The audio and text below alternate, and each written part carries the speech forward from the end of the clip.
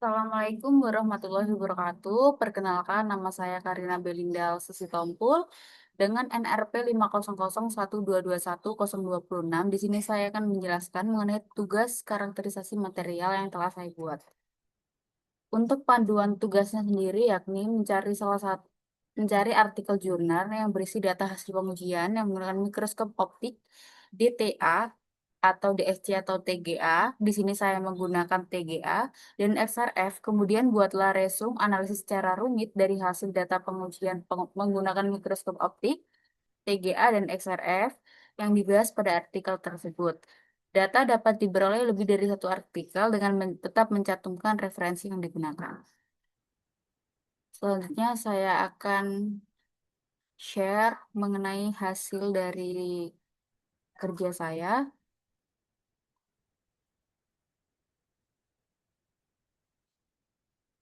Yang pertama tentang analisis dari karakterisasi optik mikroskop, yang dimana di sini saya mengambil jurnal dengan judul Synthesis of Mesoporous Silica Nanoparticles from Oil Palm Leaves, Mechanisms and Characterization Using Optical Microscope. Yang dimana di sini saya juga mencantumkan identifikasi dari singkat dari jurnal saya, dan di sini saya juga mencantumkan link doi jurnal yang saya gunakan. Nah, yang dimana tujuan dari jurnal ini adalah untuk mengkaji karakteristik fisik asli nanopartikel silika mesopore atau disingkat dengan MSN yang disintesis dari daun kelapa sawit menggunakan metode non-destruktif tanpa perlakuan awal atau pelapisan, serta memahami mekanisme sintesisnya menggunakan mikroskop optik. Nah, selanjutnya bahan yang digunakan pada penelitian ini antara lain daun kelapa sawit kering, HCl, H2SO4, NaOH, CTAB yang akan digunakan sebagai media template-nya. Lalu ada satu propanol dan air suling. Dan metode yang dilakukan yang pertama mengenai persiapan bahan, yakni daun kelapa sawit dicuci dan dikeringkan, kemudian 100 gram sampel direndam dalam HCl 0,5 molar pada 102 derajat Celcius selama 2 jam. Setelah itu, dikeringkan dalam oven pada suhu 103 derajat Celcius selama 3 jam, lalu diabukan kelapa sawitnya pada suhu 650 derajat Celcius selama 8 jam. Setelah itu dicuci, dikeringkan, dan dilabuhkan. Nah, untuk metode yang selanjutnya yakni ekstraksi silika, yakni dengan abu yang telah dibuat tadi, abu OPL 50 gram dihidrolisis dengan NaOH 1 molar pada suhu 100 derajat Celcius selama 3 jam. Lalu didiamkan semalaman dan disaring. Filtrat dititrasi dengan H2SO4 hingga pH kurang lebih 7,2 untuk membentuk endapan silika. Kemudian disaring, dicuci berulang dan disentrifugasi. Produk tersebut dikeringkan pada suhu 80 derajat Celcius selama 48 jam sehingga diperoleh nanopartikel dari silika atau disingkat dengan SNL dengan hasil 50%. Lalu untuk metode selanjutnya yakni sintesis silika mesopori, yang dimana MSN tadi singkatan dari nanopartikel silika mesopore disintesis menggunakan sentrimetilamonium bromida atau CTAB sebagai templatenya. Lalu disiapkan dengan menggabungkan 1 gram CTAB dengan 50 ml air suling dan 50 ml 1 propanol dalam gelas beker 500 ml. Campuran tersebut diaduk dengan kecepatan 50 rpm selama 10 menit diikuti dengan penambahan bertahap 1 gram SNL atau nanopartikel silika yang telah dijadikan abu tadi, yang telah dilarutkan dalam 100 ml lalu larutan NaOH 2 molar. pH dapat disesuaikan menjadi 11,5 menggunakan asam asetat lalu dipantau dan diaduk selama 5 jam pada suhu 40 derajat Celcius. pH itu diatur hingga 7,5 dan didiamkan selama 7 hari pada suhu ruangan kurang lebih 30 kurang lebih 2 derajat Celcius, yakni berarti 28 sampai 32 derajat Celcius. Endapan tersebut disaring lalu dicuci, setelah itu disentrifugasi hingga pH-nya netral. Lalu dikeringkan dan dikalsinasi untuk memperoleh MSN. Variasi konsentrasi CTAB menghasilkan sampel dengan diberikan nama MSL 10, MSL 15, MSL 20, dan MSL 25. Nah, untuk variasi ini itu dihubungkan dengan pemberian 1 gram CTAB. Selanjutnya untuk karakterisasi menggunakan mikroskop optik, yang dimana itu morfologi dan bentuk SNL serta MSL dianalisis menggunakan mikroskop optik yang dilengkapi oleh kamera. Citra diambil pada perbesaran 4 kali dan 10 kali dengan resolusi gambar 1280 kali 720 piksel. Kemudian diolah menggunakan software S-Viewer. Lalu ini merupakan gambar dari hasil data uji yang gambar pertama atau gambar A yang terdiri dari 5 gambar ini itu merupakan em, macam-macam variasi yang digunakan, yang dimana SNL itu hanya silika aja, silika nanopartikel silika aja. Lalu untuk MSL 10 itu ditambah 0,1 gram CTAB, lalu 0,15, 0,20, dan 0,25. Nah, di sini ada perbesaran SNL itu di 100 mikro, lalu untuk MSL 10 sampai MSL 20 itu di 50 sampai 100 mikro juga, di 15 sama 20 diperbesar lagi, dan untuk di MSL 25 itu di perbesaran 50 mikro.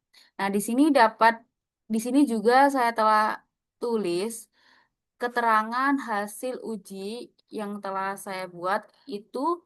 Pada gambar A itu kan sampel kering. Gambar tersebut lebih gelap dengan kontras yang tinggi. Nah, untuk gambar yang pertama nih, gambar SNL atau silika awal sebelum mesopor. Nah, berbentuk partikel lebih besar dan menggumpal, struktur padat dan belum ada pori.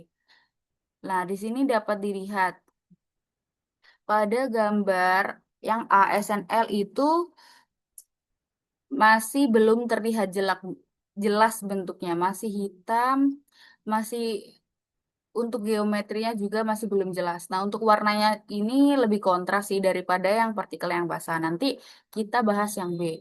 Nah, di sini di perbesaran 100 mikrometer itu masih belum ada gravity atau pori yang terlihat. Nah, untuk penambahan CTAB sebanyak 0,1 pada perbesaran 50 mikrometer ini, strukturnya udah terlihat agak jelas dan warnanya juga berubah. Yang dimana ini masih belum terlihat pori atau gravity.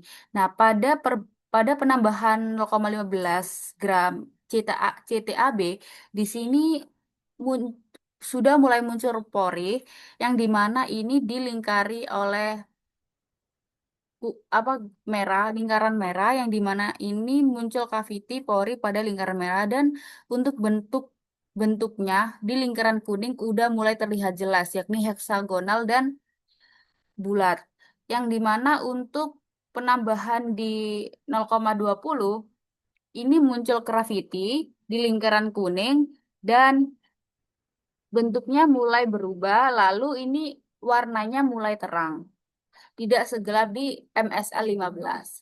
Nah, untuk indikasi di MSL 25 semakin banyak CTAB, dan di sini juga dapat merusak ukuran bentuk, yang dimana ini dapat dilihat ini ukuran bentuknya makin-makin kecil dan perbesaran antar bentuknya juga semakin berbeda. Nah, di sini dapat disimpulkan untuk yang paling optimal itu di pemberian 0,15, yakni pada nama sampel MSL 15, karena di sini dapat dilihat untuk cavity-nya itu terlihatnya jelas, terus warna dan bentuknya itu kontras, dan bentuknya juga dapat jelas, permukaannya juga rapi. Lah, nah lalu untuk perbedaan 15 sama 20 itu semakin banyak CTAB itu juga dapat merubah warnanya gitu. Jadi yang paling optimal di MSL 15. Nah, ini yang gambar A itu di permukaan kering. Lalu untuk gambar B ini di permukaan yang basah, yang dimana ini dapat dilihat nih perbedaan di permukaan kering sama permukaan basah. Lalu di permukaan basah yang pertama itu porinya itu pasti lebih terlihat. Tapi warnanya di silika yang murni belum ditambahkan apapun itu lebih transparan. Bahkan hampir menyerupai wadah CTAB-nya tersebut. Nah, ini dapat dilihat nih di SNL yang belum ditambahkan apapun. Di gambar pertama di sini itu masih belum muncul pori atau cavity-nya, yang dimana ini juga warnanya tuh dapat dilihat tuh warnanya transparan, kuning transparan lebih ke putih. Nah, di sini tuh eh, hampir mirip dengan wadah CTAB-nya. Lalu untuk yang MSL 10 ini sudah muncul grafiti, tetapi bentuknya masih kurang terlihat jelas, kurang terlihat rapi. Padahal di sini sudah diperbesar 100 mikro. Lalu untuk MSL 15 yang tadi kan yang di sampel kering kan paling optimal nih. Nah, di sampel basah ternyata MSL 15 juga paling optimal dikarenakan yang pertama untuk bentuknya itu sudah terlihat jelas kontur bentuknya, dan untuk warnanya itu lebih lebih pekat, lebih jelas, lebih kontras. Jika hitam-hitam, maka jika terang-terang gitu. Nah, di sini muncul banyak poros atau banyak cavity, yakni di lingkaran biru ini yang telah dipanai gitu. Lalu untuk yang MSL 20 pada sampel basah malah terlihat bentuknya itu semakin kecil, tidak rata, lalu transparan menuju ke arah SNL murni. Tetapi SNL murni kan itu bentuknya lebih besar gitu ya. Nah, ini tuh bentuknya lebih kecil. Lalu untuk MSL 25 dengan perbesaran 50 mikro, di lingkaran yang dilingkari itu malah di pinggirannya itu gelap, di tengahnya itu terang, transparan. Nah, di sini menandakan bahwa semakin banyak pemberian gram CTAB juga dapat merusak bentuk dan warna serta fungsi elektronikanya. Yang dimana di sini saya juga jelaskan. Di bagian ini, gambar MSA15 mulai terlihat pori dan menunjukkan bentuk heksagonal dan oktahedral yang teratur, yang mengindikasikan pembentukan yang optimal serta pengaruhnya terhadap morfologi permukaan dan bentuk partikel. Nah, untuk yang sampel basah di sini juga sudah saya terterakan pada MS15 terdapat banyak partikel cavity yang mengindikasi sampel yang paling optimal. Setelah itu lebih banyak gram yang diberikan oleh CTAB itu, maka malah merusak bentuk menjadi lebih tidak jelas dan warnanya semakin berubah. Lalu untuk tugas yang kedua itu mengenai TGA atau Thermogravity Analysis. Yang dimana ini saya mengambil jurnal dengan judul Thermogravmetric Analysis of Textile Waste, Kinetic Parameters and Prolytic Decomposition Mechanism. Yang dimana di sini juga saya terakan identifikasi jurnal singkat yang telah saya ambil, dan juga saya taruh link doi dari jurnal tersebut. Lalu untuk jurnal kedua ini, tujuan penelitiannya adalah untuk mengevaluasi mekanisme konversi termal dari 3 jenis tekstil. Yang pertama itu tentang tekstil katun murni, yang kedua polyester murni, dan campuran keduanya menggunakan karakterisasi TGA, yang dimana campuran keduanya ini yakni campuran antara katun murni dengan polyester murni dengan rasio perbandingan 50 banding 50. Lalu bahan yang digunakan yakni tiga jenis limbah tekstil dipilih untuk mewakili komposisi umum pasca konsumsi yaitu kapas murni, polyester murni, dan campuran kapas polyester dengan rasio perbandingan 50:50. Nah, untuk metode yang digunakan yakni analisis TGA menggunakan Parkin Elmer STA 6000 dengan sampel kurang lebih 10 miligram.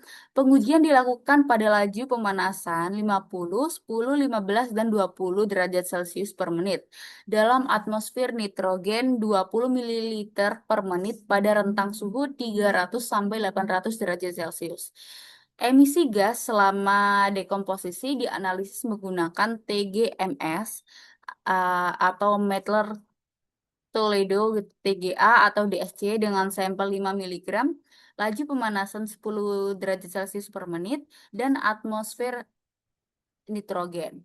Sistem terhubung ke spektrometer massa termostar GSD 320 dengan detektor Faraday. Gas yang terdeteksi dianalisis berdasarkan rasio massa atau muatan, kecuali karbon oksida yang tidak terpantau karena intervensi dengan gas N2.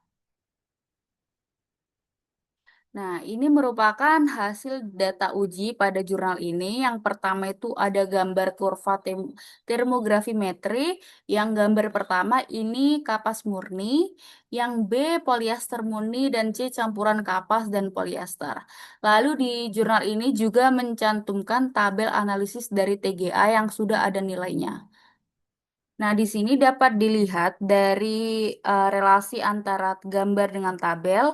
Untuk pure cotton atau kapas murni di sini pada heating grade 5, 10, 15, dan 20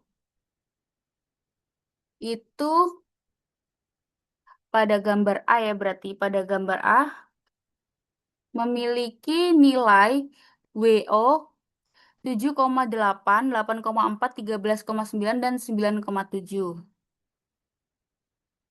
Yang dapat dilihat di gambar A itu garis yang hitam itu pada waktu 5 menit, merah 10, biru 15, dan hijau 20 sesuai keterangan. Nah, di sini ada Tmax, ada tabel mengenai Tmax WL yang dimana Tmax WL itu merupakan temperatur max weight loss yang dimana itu merupakan suhu saat laju kehilangan massa yang paling besar. Yang dimana di sini pada di 5 menitnya itu 355,4 derajat Celcius dan di 20 menitnya di 382 derajat Celcius.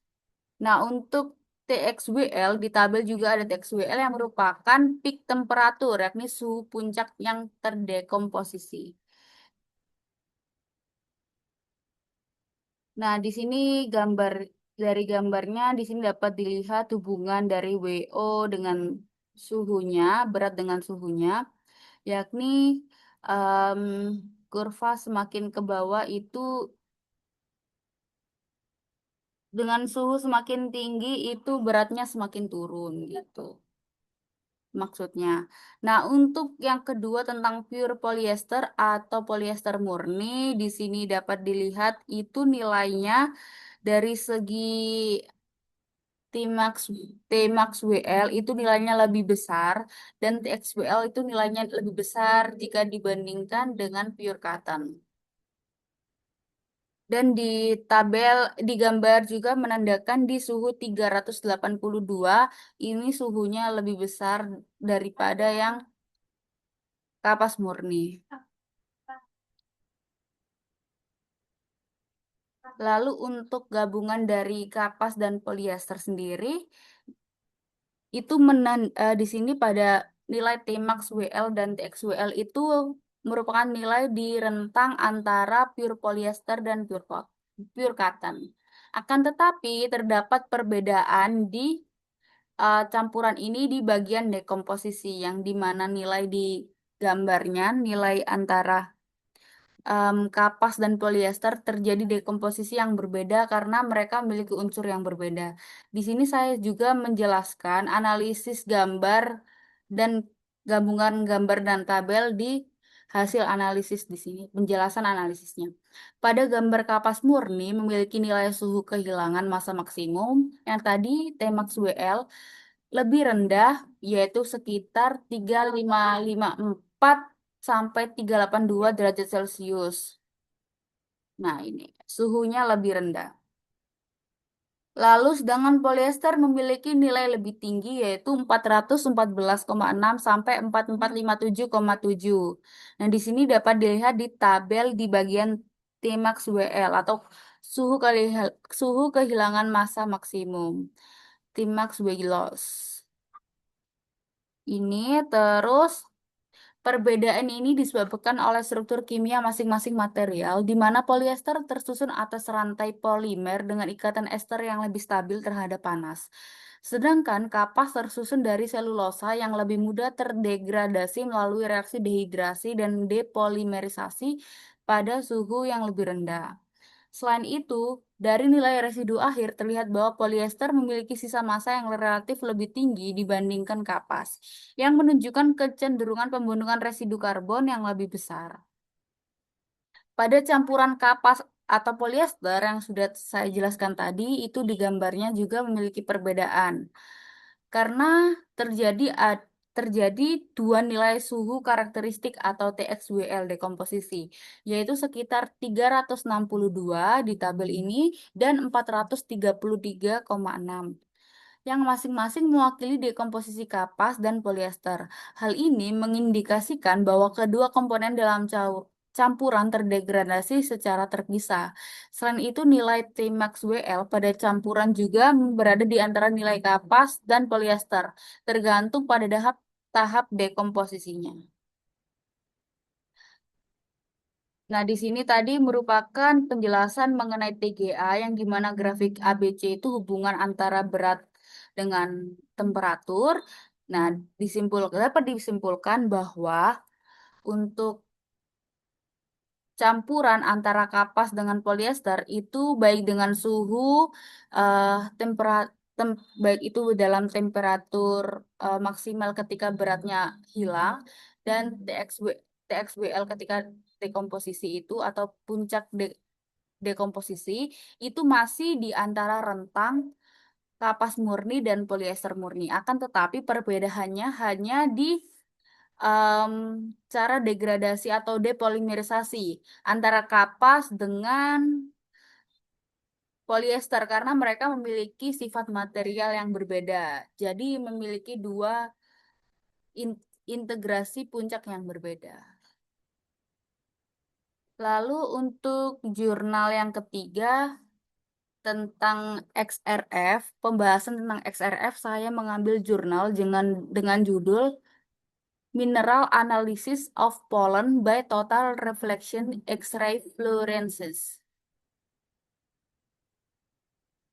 Yang dimana di sini saya juga memberikan identifikasi jurnal singkat dan saya juga memberikan link jurnal atau doi yang telah saya ambil di jurnal ini.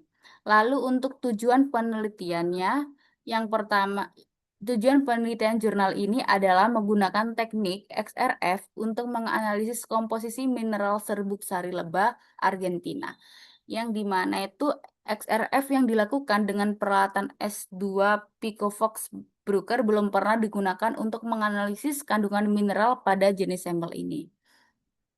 Lalu metode yang digunakan sebanyak sebanyak 35 sampel serbuk sari lebah multiflora dikumpulkan dari 5 sarang lebah yang berada di lokasi yang sama di Ezeiza, Argentina. Pengambilan sampel dilakukan setiap bulan pada pagi hari antara pukul 10 sampai 12 selama periode bulan September hingga bulan Maret. Sampel yang diperoleh kemudian dikeringkan dalam oven pada suhu 50 derajat Celcius selama 24 jam. Lalu sampel tersebut dihomogenkan dan disimpan pada suhu minus 20 derajat Celcius hingga dilakukan analisis.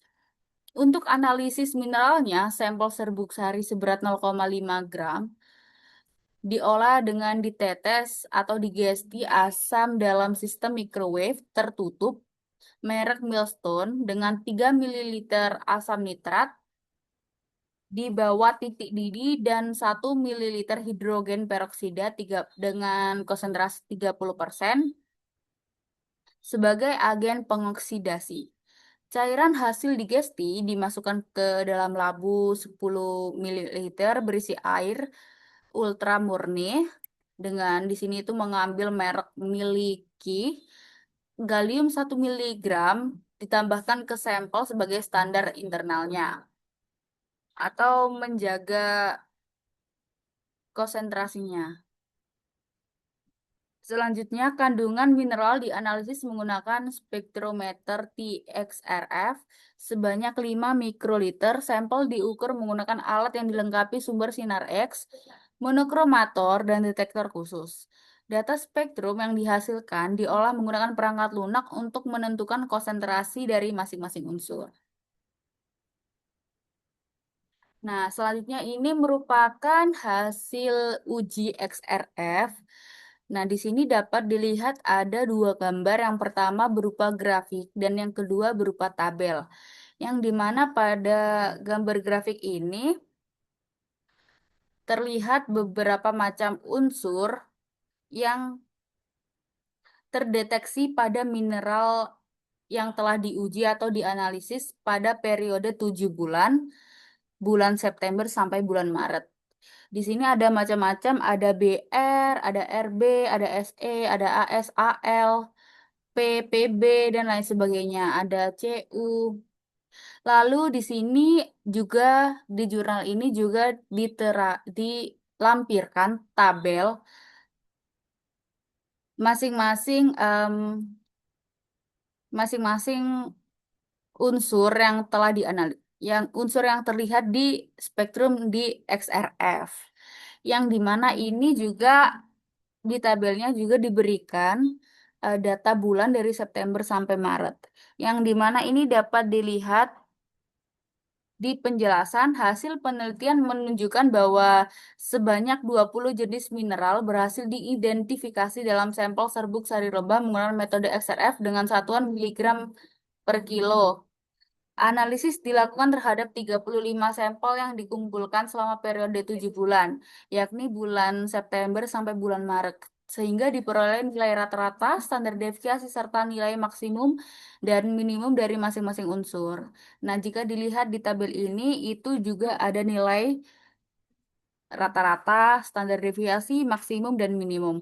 Nah, untuk yang paling besar, unsur yang dominan dalam sampel itu ada kalium, fosfor, sulfur, dan kalsium yang mengidentifikasikan bahwa keempat unsur tersebut merupakan komponen utama dalam serbuk sari lebah.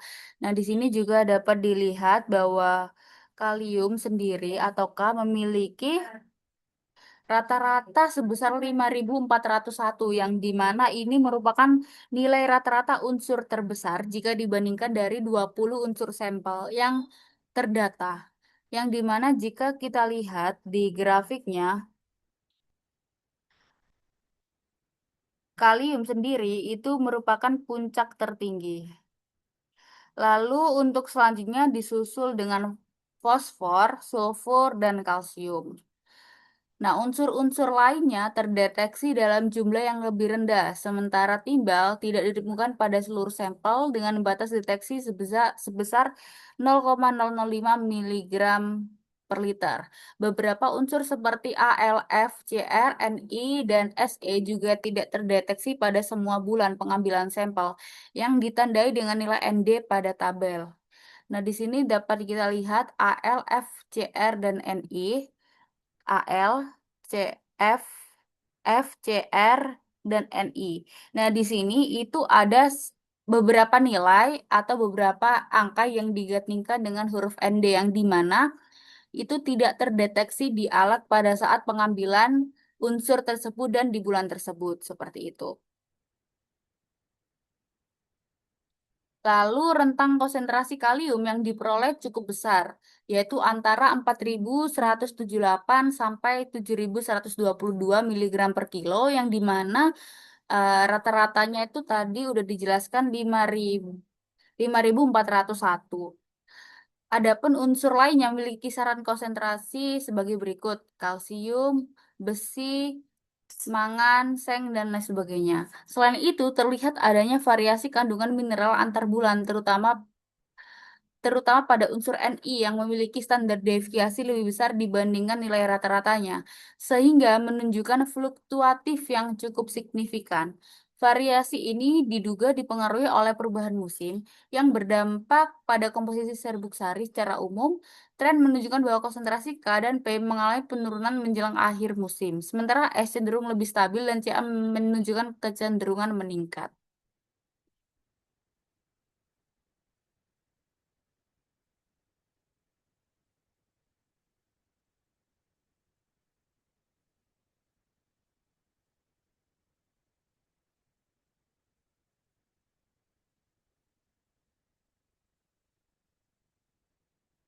Nah, berikut tadi merupakan penjelasan tugas karakterisasi material dari saya. Terima kasih atas perhatiannya.